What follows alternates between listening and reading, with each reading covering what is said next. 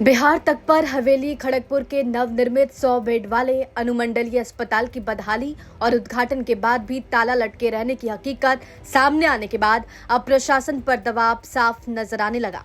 खबर प्रसारित होने के महज कुछ ही घंटों के भीतर जिला प्रशासन और स्वास्थ्य विभाग हरकत में आया और अस्पताल को पुराने भवन से नए भवन में शिफ्ट करने की प्रक्रिया शुरू कर दी गई। दरअसल बिहार तक ने अपनी रिपोर्ट में ये सवाल उठाया था कि जिस अस्पताल की आधारशिला मुख्यमंत्री नीतीश कुमार ने रखी, जिसका उद्घाटन केंद्रीय स्वास्थ्य मंत्री जेपी नड्डा और बिहार के मुख्यमंत्री नीतीश कुमार सहित कई बड़े नेताओं ने किया, और फिर उप मुख्यमंत्री सम्राट चौधरी ने स्वास्थ्य सेवाओं का औपचारिक शुभारंभ किया, वो अस्पताल आखिर आम लोगों के इलाज के लिए बंद क्यों है? इसी सवाल ने प्रशासन की नींद तोड़ दी।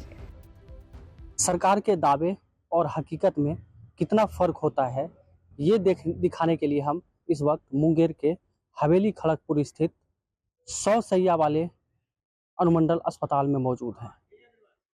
करीब 12 करोड़ की लागत से इस अस्पताल का निर्माण हुआ है। 2020 में इस अस्पताल का शिलान्यास होता है।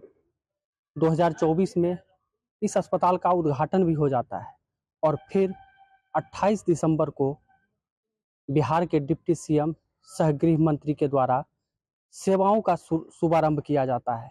लेकिन नतीजा क्या है वो हम आपको दिखाएंगे। सबसे पहले इस शिलापट को आप देखिए। इस शिलापट में ये अंकित किया गया है कि केंद्रीय स्वास्थ्य मंत्री जगत प्रकाश नड्डा, बिहार के मुख्यमंत्री नीतीश कुमार, डिप्टी सीएम विजय सिन्हा, सम्राट चौधरी, विजय कुमार चौधरी, स्वास्थ्य मंत्री मंगल पांडे के द्वारा जो है 6 सितंबर 2024 को इस अस्पताल का जो है वर्चुअल माध्यम से उद्घाटन कर दिया गया। इसके बाद देखिए करीब साल भर बंद रहने के बाद जो है ये इसका कार्य का जो है शुभारंभ किया गया, यानी सेवाओं का शुभारंभ किया गया, और नतीजा देखिए सामने है।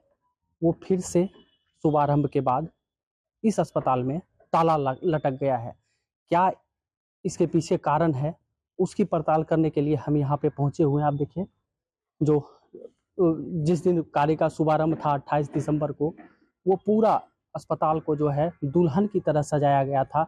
बजाते कुछ मरीजों का इलाज भी यहाँ पे किया गया और फिर इस अस्पताल में ठीक उसी प्रकार से ताला बंद कर दिया गया।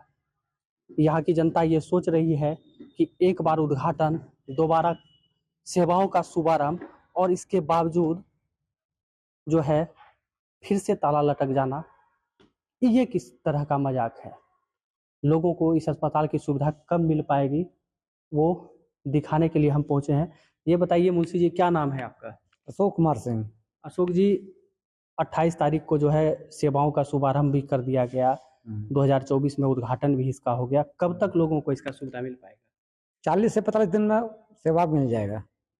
अभी तत्काल यहाँ पे कुछ भी चालू नहीं किया? नहीं, अभी क्या नहीं किया। कुछ दिखाएंगे क्या क्या काम हो रहा है यहाँ पे? काम हो रहा है, बेड लग रहा है, सब फिटिंग का काम चल रहा है, हर सफाई का काम चल रहा है, लिफ्ट का मशीन आ रहा है, हर चीज का व्यवस्था का बोला गया है कि 40 से 45 दिन में हमको ऑलरेडी करके दे देना है, जो काम मेरा बकाया है। अच्छा, उस दिन कुछ मरीजों का यहाँ पे इलाज किया गया था। 100 मरीज का इलाज किया गया है। फिर से इसको बंद कर दिया गया? बंद नहीं किया गया है, उनका सेवा चालू है, लेकिन हमारा थोड़ा काम नहीं पूरा कर पाए, इसके चलते समय लिया गया है कि इतना दिन में हम आपको दे देंगे। खबर का असर ये हुआ कि शनिवार सुबह से ही अस्पताल परिसर में हलचल तेज हो गई। पुराने अनुमंडलीय अस्पताल से फाइलें, दवाइयां, बेड, जरूरी मेडिकल उपकरण और अन्य सामान नए भवन में शिफ्ट किए जाने लगे। स्वास्थ्य विभाग के कर्मी, नर्सिंग स्टाफ और सपोर्ट स्टाफ नए अस्पताल में तैनात दिखाई दिए। वही अस्पताल के मुख्य गेट और वार्डों में लगे तालों को खोल दिया गया। प्रशासन की ओर से दावा किया गया कि आज से ही नवनिर्मित अस्पताल भवन में ओपीडी और इमरजेंसी सेवाएं शुरू कर दी जाएंगी। शुरुआती चरण में सामान्य मरीजों की ओपीडी, प्राथमिक उपचार और आपातकालीन सेवाएं उपलब्ध कराई जाएंगी, ताकि स्थानीय लोगों को इलाज के लिए 40 किलोमीटर दूर मुंगेर सदर अस्पताल न जाना पड़े।